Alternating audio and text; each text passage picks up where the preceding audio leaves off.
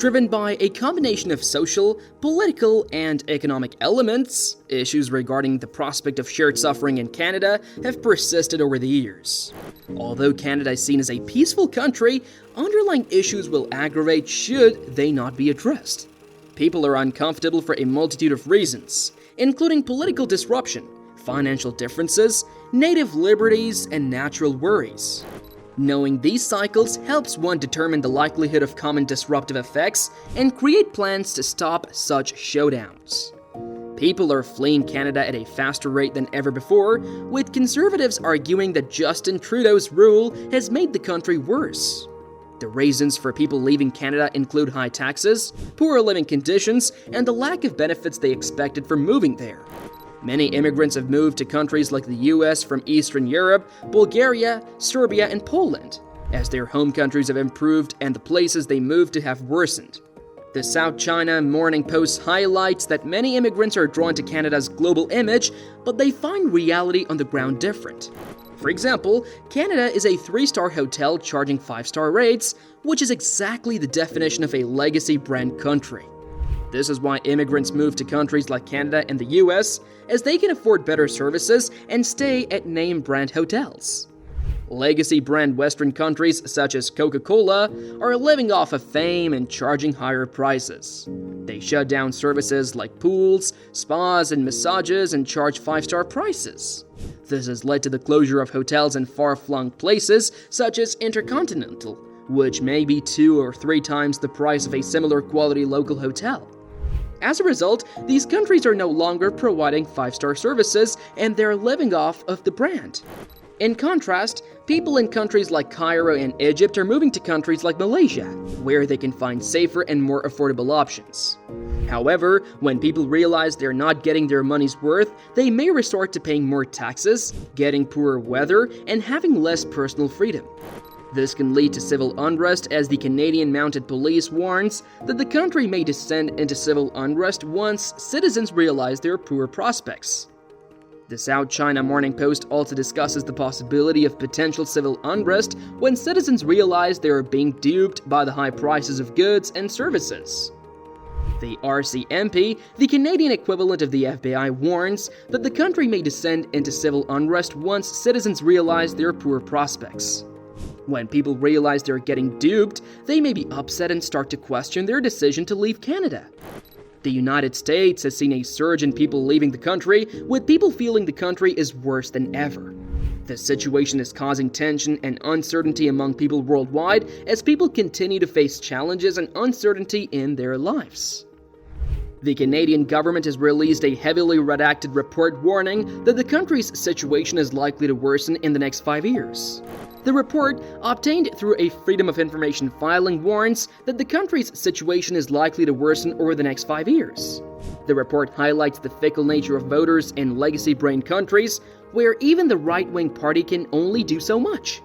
As things systematically decline, some of this can be reversed. The report also discusses the increasing political polarization fueled by misinformation campaigns and increasing mistrust for all democratic institutions. When things were going well, people put their faith in the democratic institutions, leading to a lack of trust in them. This distrust led to people moving to third-world countries like Malaysia and Saudi Arabia, where they have a residence program to attract tourists and permanent residents. This trend suggests that the US has been scammed like a democracy. The government argues that the US is just a small part of a larger trend of people realizing that there are deals to be had elsewhere. They own property in numerous places, none of which are in the United States. They also own a couple things that may have some US real estate exposure, but no real estate exposure. The report highlights the importance of understanding the dynamics between the US and Canada, as well as the potential consequences of the current situation. It suggests that the US may need to address its own issues and work towards a more stable political environment. The Canadian government's report warns that the country's situation is likely to worsen in the next 5 years due to the increasing distrust in democratic institutions and the growing distrust of the US. The government emphasizes the need for a more balanced approach to politics, focusing on the needs of the younger generations and the potential consequences of the current situation. The government discusses the increasing number of people making investments, hiring, building companies, and doing business worldwide. They argue that countries like Canada, Australia, and Spain have become more attractive to investors due to their legacy brands. This has led to a shift in the perception of Canada as the wealthiest country in the world. The government cites Spain's economy as one of the largest in the world, but it lacks innovative businesses and a focus on lifestyle. They also mention that the growing economies of Indonesia, Nigeria, Malaysia, Brazil, and Mexico are opening up opportunities for innovation and growth. It also discusses the reasons why immigrants are leaving Canada, such as the high cost of living and the difficulty of being away from family. They believe that Canada is banking on its country to continue growing due to the replacement numbers of births in places like Canada, the US, and much of the Western world. If Canada or other countries are no longer appealing to people with talent to come and pay taxes, what happens next?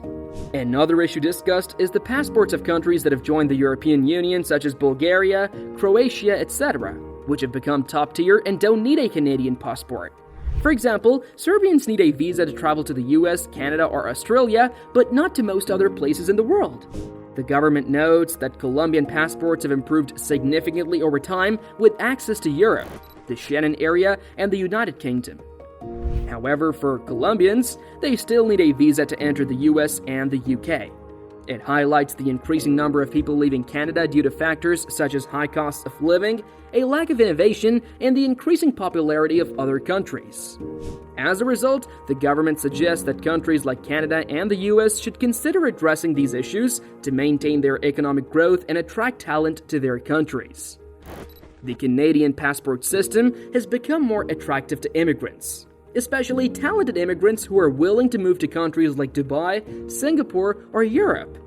However, this is not enough to save Canada, as people are realizing they have more options. In the first 6 months of last year, 42,000 people left Canada, equivalent to nearly 4 million people leaving the United States. For the full years 2022 and 2021, the numbers were almost 94,000 and almost 86,000 respectively. Canada has an annual immigrant acceptance rate of roughly 500,000, but not all of them show up.